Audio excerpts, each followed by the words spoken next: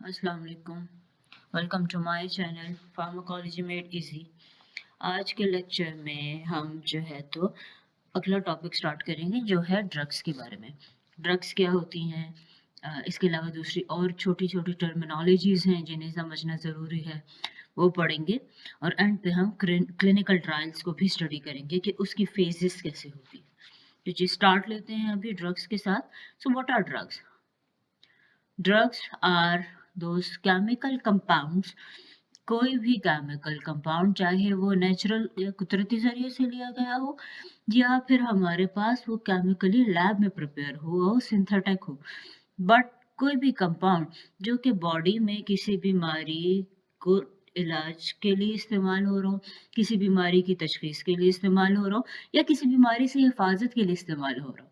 इसमें मैं आपको एग्जांपल्स दे सकती हूँ। किसी बीमारी के इलाज में अगर इस्तेमाल करेंगे तो हमारे पास तो हज़ारों किस्म की मेडिसिन्स आ रही हैं। फॉर एग्जांपल कोई पेन किलर ले ली कि जी वो बदन के दर्द को ठीक कर रही है, या वो पैरासिटामोल ले ली जो कि बुखार को ठीक कर रही है। बीमारी से इलाज के बचने के लिए जिसमें आप पोलियो के कतरे ले सकते हैं, कोविड की वैक्सीनेशन जो है वो इसमें आप ले सकते हैं, फ्लू के लिए जो लगती हैं वैक्सीनेशन सीज़नल वो आप ले सकते हैं। सारी आपको भी बीमारी हो गई नहीं है मगर उससे पहले बचने के लिए जो ले रहे हैं, ठीक है ना? तो ये सारी डायग्नोसिस में शनाख्त में कैसे करेंगे कि हमारे पास ये एमआरआई वगैरह सीटी स्कैन होते हैं, तो जब डॉपलर हो या कलर्ड हो उसके लिए किया जाए तो उनमें क्या किया जाता है कि पेशेंट को मेडिसिन लगाई जाती हैं। उसके साथ वो रेडियोएक्टिव कंपाउंड्स होते हैं वो लगाएँ तो उससे हमारे पास बहुत ही क्लियर पिक्चर आती है। अब यहाँ पे तो हमने किसी बीमारी का इलाज नहीं किया लेकिन इतना किया कि हमारे पास वो स्कैन साफ-सुथरा आ जाए तो हमने उसको मेडिसिन लगा दी। सो वो डायग्नोसिस में हमारे पास इस्तेमाल होगा। सो एनी सब्सटेंस खुराक के अलावा बाकी किसी भी किस्म का केमिकल सब्सटेंस जो कि हमारी बॉडी में आइदर स्ट्रक्चर या फंक्शन के लिहाज से कोई ना कोई फ़र्क ला रहा है, इसी चीज़ को हम ड्रग कहते हैं। नेक्स्ट आता है what is a drug product. Product का मतलब है जब वो एक कोई भी ड्रग है, कोई भी केमिकल सब्सटेंस है, वो एक प्रॉपर शक्ल में उसको ले आते हैं, एक प्रॉपर डोज़ में ले आते हैं ताकि उसके बाद उसको इस्तेमाल किया जाए मुख्तलिफ बीमारियों वगैरह के इलाज में, तो इसको कहा जाता है ड्रग प्रोडक्ट। जैसे कोई टैबलेट हो गई, कोई सिरप्स हो गए, कैप्सूल्स हो गए, इंजेक्टेबल्स हो गए, ये सारे ड्रग प्रोडक्ट्स हैं। अब एक ख़ास शक्ल में आ गए हैं, ख़ास मिकदार में इसमें पाए जाते हैं। अगला आता है एक्टिव इंग्रेडिएंट। एक्टिव इंग्रेडिएंट यानी जो चीज़ काम करने वाली है किसी ड्रग में। सो आपको वही एग्जांपल पैरासिटामोल की, तो पैरासिटामोल की टैबलेट है या सिरप की शक्ल में है या इंजेक्टेबल की शक्ल में है, लेकिन इसमें ये पैरासिटामोल जो केमिकल कंपाउंड है, यही हमारे पास एक्टिव ड्रग है। तो वो चीज़ किसी भी दवाई में वो वाला कंपोनेंट जो कि किसी बीमारी के इलाज में इस्तेमाल हो, उसे हम कहते हैं एक्टिव इंग्रेडिएंट। फिर डोजेज फॉर्म क्या होती है? फॉर्म कहते हैं शक्ल को, डोजेज किसी भी दवाई जो आपके पास किसी भी शक्ल सूरत में मौजूद होती है। जैसे कि हमारे पास ये टैबलेट्स हैं, कैप्सूल्स हैं, इंजेक्टेबल्स हैं, क्रीम्स हैं, ऑइंटमेंट्स हैं, आई ड्रॉप्स हैं, नेज़ल ड्रॉप्स हैं। ये सारे की सारी डोजेज फॉर्म्स आती हैं हमारे पास, इनहेलर्स हैं, ये सब डोजेज फॉर्म्स हैं। Next comes the nomenclature of the drug. Nomenclature मतलब नाम देना। किसी भी दवाई को जब हम कोई नाम देते हैं तो इसे नोमेनक्लेचर कहा जाता है। तो अब हर दवाई के 3 तरह के नाम होते हैं। सबसे पहले उसका केमिकल नेम होता है। इस टाइम पे भी मार्केट में दवाई आई नहीं होती जब इसको केमिकल नेम दिया जाए। दूसरा होता है इंटरनेशनल नॉन प्रोप्राइटरी नेम जिसे जेनेरिक भी कहा जाता है। और जेनेरिक के बाद तीसरा आता है हमारे पास प्रोप्राइटरी या ब्रांड नेम। ये जेनेरिक नेम और ब्रांड नेम जब आए तो मतलब ये मार्केट में दवाई आ गई है। अब डिटेल में थोड़ा पढ़ते हैं। सो केमिकल नेम क्या होता है? केमिकल नेम हमारे पास किसी भी कोई नया केमिकल जो है इस पे रिसर्च हो गई।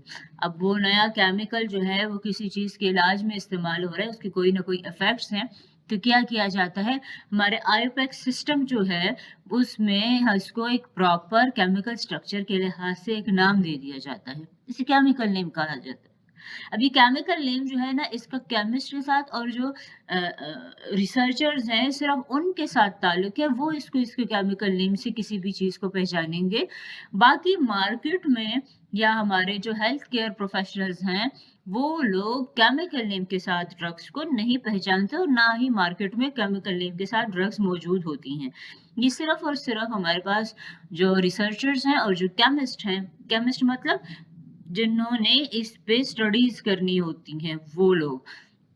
ये सब के सब इसमें हमारे पास इस ग्रुप में आते हैं, सिर्फ वो लोग इसको केमिकल नेम से जानते हैं और पहचानते भी हैं। बाकी इसके बाद अगर हम डॉक्टर्स की, फार्मासिस्ट या किसी और प्रोफेशनल की बात करें या आम लोगों की बात करें, तो कोई भी इसको इसके ड्रग्स को उनकी केमिकल नेम से नहीं पहचानता। जैसे फॉर एग्जांपल डिस्प्रिन या एस्प्रिन है, तो एस्प्रिन का एसिटाइल सैलिसिलिक एसिड जो है हमारे पास, उसका केमिकल नेम है, लेकिन मार्केट में तो कोई भी उसको एसिटाइल सैलिसिलिक एसिड नहीं बोलता। एस्प्रिन बोलते हैं या डिस्प्रिन, लोप्रिन, मुख्तलिफ किस्म की ब्रांड्स भी आती हैं, तो फिर वो नाम लिया जाता है। डिपेंड करता है आप कहाँ से हैं। नेक्स्ट आता है हमारे पास इसका जेनेरिक नेम। जेनेरिक नेम, जब कोई भी ड्रग, कोई केमिकल सब्सटेंस अप्रूव हो जाए कि हाँ ये इस बीमारी की तशखीस या इलाज में इस्तेमाल हो रहा है, तो उसे हमारी एफडीए जो है, food and drug administration authority जो हमारे पास आ रही है, ये क्या करती हैं कि ये उस ड्रग को एक प्रॉपर नाम दे देती हैं। अब वो नाम इसका फार्माकोपियाज में मौजूद होता है। फार्माकोपियाज चाहे वो ब्रिटिश, यूएस फार्माकोपिया, सब में इस नाम से उस ड्रग को पहचाना जाता है और ये उस ड्रग का जेनेरिक हो जाता है। जैसे फॉर एग्जांपल आपको मिसाल बताऊं तो हमारे पास कोई भी ये ड्रग्स वगैरह हो, मेडिसिन आप मार्केट से लें, तो उसमें ऊपर एक नाम बड़ा-बड़ा लिखा होता है जिस नाम से सब पहचानते हैं। दूसरा उसके साथ छोटा-सा ब्रैकेट में एक दूसरा नाम लिखा होता है। मुझे नीचे ब्रैकेट में दिया गया नाम है ना, ये जेनेरिक नेम है। अब एक जेनेरिक होता है और उस जो है तो वो पहली कोई कंपनी जिसने बना लिया, तो उन्होंने उसको एक जेनेरिक नेम दे देते हैं। जब उसको वो जेनेरिक नेम मिल जाता है, तो उसका ऑफिशियल नेम होता है, जो ऑफिशियल बुक्स में हमारे पास मौजूद होता है। फिर उसके बाद जो कंपनी इसको बनाएगी, वो इसको अपना नाम देगी। वो जो हर एक कंपनी इसको अपना नाम देती है ना, तो उसे कहते हैं ब्रांड नेम। अब ब्रांड्स तो पूरी दुनिया में हज़ारों, लाखों की तादाद में होती हैं।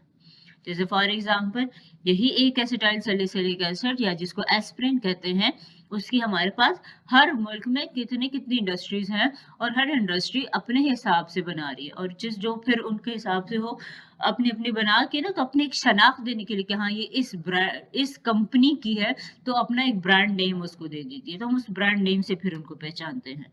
तो जो बड़ा बड़ा डब्बे के ऊपर, किसी भी दवाई के ऊपर ये जो बड़े बोल्ड अल्फाज में नाम लिखा होता है ना, इसे कहते हैं हम फिर ब्रांड नेम।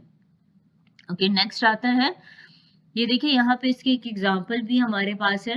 केमिकल नेम दिया गया है जो कि इसका है एसिटॉक्सीबेंजोइक एसिड, या जिसे कहा जाता है एसिटाइल सैलिसिलिक एसिड। उसका स्ट्रक्चर देख लें तो इसके स्ट्रक्चर के लिहाज से इसको ये नाम दिया गया। फिर उसके बाद इसका जेनेरिक आया एस्प्रिन। एस्प्रिन इसका यूएसपी अडॉप्टेड नेम है। एस्प्रिन इसका हमारे पास जेनेरिक है। ये फार्माकोपियाज में इसको एस्प्रिन ही के नाम से पहचाना जाता है। और फिर उसके बाद आता है ट्रेड नेम या इसको ब्रांड नेम जो कहते हैं। यहाँ पे ये एम्परिन, एकोट्रिन, बफरिन लिखा है हमारे पास। ये इसके अलावा और बहुत सारी ब्रांड्स में मौजूद है, जिसमें जैसे डिस्प्रिन है, लोप्रिन है, एस्प्रिन के नाम से भी आती है, तो बहुत सारी हो गई, बहुत सारे नामों से हमारे पास मौजूद होते हैं। तो ट्रेड नेम बहुत होते हैं, लेकिन ट्रेड नेम से सिर्फ उस इलाके के लोग उसे पहचानते हैं। जबकि जेनेरिक नेम ऐसा नाम होता है ना कि उससे हम पूरी दुनिया में जहां भी जाएं, किसी हेल्थ केयर प्रोफेशनल को आप एस्प्रिन बोलेंगे ना, तो वो एस्प्रिन के नाम से पहचान लेंगे। अगर हम उसको इनमें से किसी दूसरे नाम से बोलेंगे, ब्रांड में से, तो ब्रांड तो क्योंकि हर मुल्क का अपने अलग अलग होते हैं, तो वो नहीं पहचानेगा कोई भी। लेकिन जेनेरिक नेम ऐसा नाम होता है कि जिससे पूरी दुनिया में उसको पहचाना जाता है। नेक्स्ट कुछ टर्मिनोलॉजीज हैं हमारे पास, जिसमें से सबसे पहली है प्रोड्रग। प्रोड्रग का मतलब कोई भी केमिकल सब्सटेंस जो कि पहले बायोलॉजिकली इनएक्टिव सूरत में मौजूद हो, जब वो बॉडी में जाए तो लिविंग ऑर्गेनिज्म की बॉडी में पहुंचे तो वहां पर वो मेटाबोलाइज हो जाए, उसकी आइदर ब्रेक डाउन हो जाए, केमिकल स्ट्रक्चर में डिफरेंस आ जाए और उसके नतीजे में वो ड्रग हमारे पास एक्टिव हो जाए। इस चीज को कहते हैं प्रो ड्रग। जैसे एग्जाम्पल है हमारे पास यहाँ पर सल्फासालाजिन की, जो कि एंटीरोमेटिक ड्रग है। ये प्रो ड्रग होती है, ये जोड़ों की तकलीफ में इस्तेमाल होती है, मगर ये प्रो ड्रग है, एक्टिव नहीं होती। जब ये हमारी बॉडी में जाए तो हमारी बॉडी में मौजूद बैक्टीरियल फ्लोरा जो है, इंटेस्टाइन में जो बैक्टीरिया वगैरह मौजूद है, वो क्या करते हैं, वो इसकी ब्रेक डाउन करते हैं। जब इसकी ब्रेक डाउन हो जाती है तो ये 2 कंपाउंड में बदल जाता है। एक है 5 अमाइनो सैलिसिलिक एसिड और एक है सल्फा पायरिडीन। इन 2 कंपाउंड में जब इसकी ब्रेक डाउन हो जाती है ना, तो ये शक्लें, ये दोनों सूरतें हमारे पास क्या होती हैं, ये अब एक्टिव सूरत है। अब ये एक्टिव सूरत में ये दवाई इसके बाद अपना असर दिखाएगी। तो हमारे पास प्रो ड्रग्स, कुछ एंटीबायोटिक्स भी मौजूद हैं, जो कि बड़ा कह सकते हैं कि पॉजिटिव चीज है, कि क्योंकि वो हमारी अपनी बॉडी की एंजाइम्स के साथ एक्टिवेट नहीं होती। ये वो प्रो ड्रग्स जब बैक्टीरिया के अंदर जाती हैं तो बैक्टीरिया उन्हें जो है तो मेटाबोलाइज करता है। जैसे बैक्टीरिया उसकी ब्रेक डाउन कर देता है तो वो एक्टिव हो जाती है वो ड्रग, और उसी बैक्टीरिया की किलिंग कर देती है, तो इन्फेक्शन हमारे पास ठीक हो जाता है। तो मतलब वो उसने हमारी अपनी बॉडी में कोई काम नहीं किया। वो कब करेगा काम, जब वो उसी बैक्टीरिया में जाएगा और वो खास एंजाइम्स उसकी ब्रेक डाउन करेंगे। सो प्रो ड्रग हमारे पास क्या हो गई, कोई भी दवाई जो कि हमारे पास इनएक्टिव सूरत में मौजूद है और जब बॉडी में जाएगी तो मेटाबोलाइज होगी, उसकी ब्रेक डाउन होगी, उसका स्ट्रक्चर चेंज होगा, तो तभी वो एक्टिव शक्ल में आके अपना काम दिखाएगी। Next comes the placebo. Placebo क्या है? प्लेसिबो इनएक्टिव सब्सटेंसेस होते हैं, या वो तरीके हम इस्तेमाल करें कि असल में ये दवाई नहीं है। जैसे कि हमारे पास देखें तो ये अक्सर लोग कहते हैं ना कि वहम है, दूसरे को देख लिया तो आपको भी वही बीमारी के असरात आप खुद पे भी फील करने शुरू हो जाते हैं। तो कभी-कभी ना ये चीज़ बहुत ज़्यादा बढ़ जाती है। तो साइकोलॉजिकल नीड, दवाई की साइकोलॉजिकल नीड जो एक बंदे को होती है ना, उसे पूरा करने के लिए हम प्लेसिबो देते हैं। तो प्लेसिबो में क्या है, कैप्सूल में चीनी भर दी, और इंजेक्टेबल्स में क्या किया, सिर्फ नॉर्मल सेलाइन का या फिर इसी तरह से डिस्टिल्ड वाटर के इंजेक्शन जो है वो पेशेंट को लगा दिए। अब पेशेंट को नहीं पता कि इसमें वाकई में क्या चीज़ मौजूद है, या कोई सप्लीमेंट ऐसे दे दिया और ऐसे ही बना दिया कि भाई ये तो आपको हम आपके कैंसर के इलाज में, जबकि उन्हें होती नहीं है वो बीमारी। वो दूसरों को देख के उन्हें लगती है कि हमें हो गई है, कि इन्हें ये अलामत है तो वही अलामत मुझ पर भी है। तो उस वहम का इलाज में हम प्लेसिबो फिर इस्तेमाल करते हैं। फिर इनको हम ऐसी चीज़ें दे देते हैं कि जो कि फार्माकोलॉजिकली उसका कोई असर नहीं होता, मगर वो इतना हो जाता है कि बस वो पेशेंट जो है ना उसे इत्मीनान मिल जाता है कि हाँ, मैंने कोई दवाई खा ली। Next, phases of clinical investigation.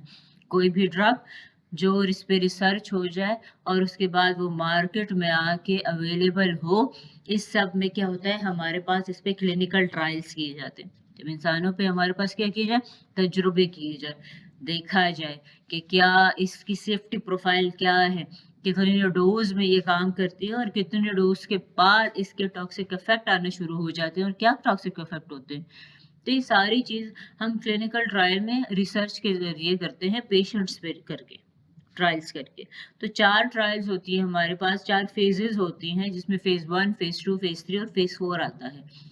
Phase 1 से फेज़ 3 तक ये पोस्ट मार्केटिंग रिसर्च या ट्रायल्स हैं कि अभी मार्केट में दवाई आएगी। 3rd फेज़ के बाद मार्केट में आ जाती है। लास्ट फेज़ जो फेज़ 4 होता है, इसमें हमारे पास तब वो दवाई आती है मार्केट में जब वो क्या हो सॉरी, मार्केट में दवाई तो आ गई होती है, मगर उसके बाद उस पे रिसर्च चीज़ की जाए, बाद में उसकी बाकी इफेक्टिवनेस की जाए या दूसरों के साथ उसकी अप्रूवल देखी जाए कि किस तरह से दूसरे ड्रग्स के साथ कंपैरिजन में क्या इसका रिजल्ट आता है।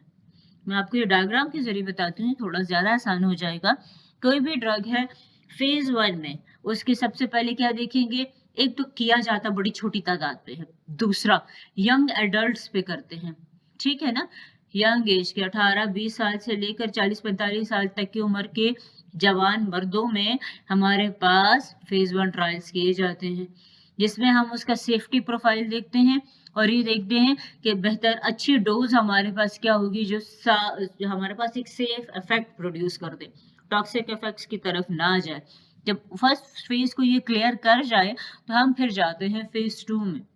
फेज 2 में क्या किया जाता है, फिर देखा जाता है कि इस नई ड्रग को, अच्छा आप क्या करते हैं, हर फेज में पहले से तादाद लोगों की या पार्टिसिपेंट्स की हम बढ़ाते जाते हैं, ठीक है, क्योंकि हमारे पास जितनी वैरायटी लोगों की आती है ना, तो सबके जेनेटिक मेकअप में थोड़ा बहुत फर्क होता है, तो हमारे पास उस लिहाज से रिजल्ट्स में भी थोड़ा बहुत फर्क आएगा।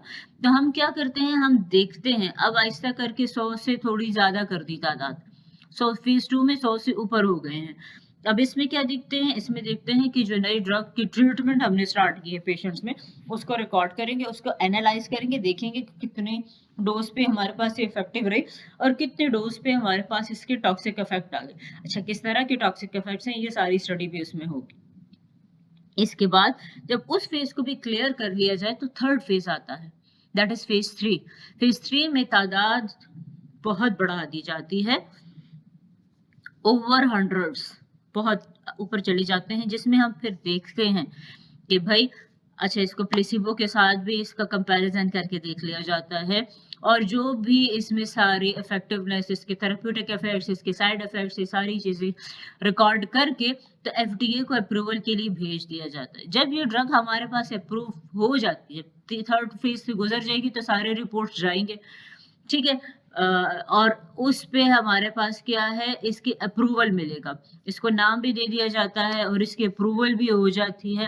अप्रूव्ड होके जब वो ड्रग आएगी तो उसके बाद इसको हम फेज 3 के बाद मार्केट में भिजवा देंगे। मार्केट में आ गई है, लोगों के लिए अवेलेबल हो गई है, लोग इस्तेमाल कर रहे हैं। उसके बाद जब साइंटिस्ट या रिसर्चर्स इन पे ड्रग्स पे रिसर्च करते हैं, वो वाली रिसर्च फिर फेज 4 की आती है। ये पोस्ट मार्केटिंग रिसर्च होती है, मार्केट में आ गई है, लोग इसको इस्तेमाल कर रहे हैं, फिर उसके बाद 2-3 ब्रांड्स बन गई हैं, हम ब्रांड्स का आपस में कंपैरिजन करके देखें या इन ड्रग्स को दूसरे ड्रग्स के साथ मिलाकर इसके इफेक्ट को देखें, जो भी जिस तरह की भी रिसर्चेज है, मगर वो ड्रग के मार्केट में आने के बाद की हैं तो वो सारी की सारी फेज 4 में आएंगे। अब पहले 3 फेजेस तो जरूरी है कि हर ड्रग के लिए की जाए। कभी कभी क्या हो जाता है कि इमरजेंसी सिचुएशंस में जब मेडिसिन चाहिए होती है, जैसे अभी कोविड का केस था, तो कोविड में तो फौरन हमारे पास जो है तो वो ड्रग्स चाहिए थी, तब हम क्या करते हैं, फेज 2 के रिजल्ट्स पर ही जो है तो ड्रग को मार्केट में अप्रूव करके ले आया जाता है। हम इतना नहीं रुक सकते कि फिर हम फेज 3 के लिए भी इंतजार करें और वो करें, तो हम फेज 2 के पे ही ड्रग्स को अप्रूव करने के लिए मार्केट में भिजवा दिया जाएगा और वो मार्केट में अवेलेबल हो जाएगी। इसके बाद फिर उसके साथ साथ बाद में उस पर स्टडीज होती रहेंगी। तो आज के लिए आपका इतना ही काफी है। इंशाल्लाह नेक्स्ट लेक्चर में हम नेक्स्ट टॉपिक्स पे जाएंगे, हम ऐसे ऐसे करके फिर फार्माकोकाइनेटिक्स, डायनामिक्स को भी सब स्टडी करेंगे। तब तक के लिए इतना ही। Kindly thank you so much for your attention and kindly like, subscribe to my channel. Allah Hafiz.